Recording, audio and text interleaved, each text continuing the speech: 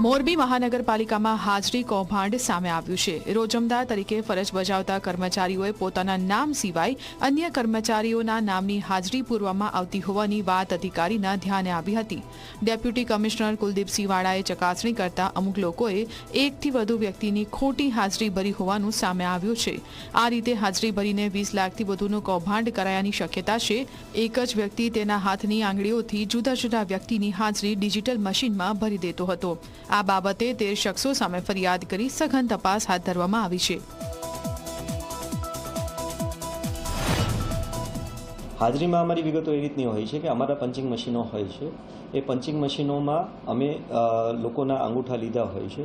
આ જે તે વખતે જૂન્ય સમયગાળામાં આ લોકોએ એ મશીનમાં બીજા હાજરીના અંગૂઠા નાખવાની જગ્યાએ પોતાના જ અંગૂઠા, આંગળી અથવા ફેસ અલગ અલગ વસ્તુઓ અલગ અલગ કર્મચારીઓના નામે રાખીને એમનો પગાર એમના ખાતામાં નખાવડાવીને પછી ઉપાડી લેતા હતા। એવી મોડસ ઓપરેન્ડી ધ્યાને આવે।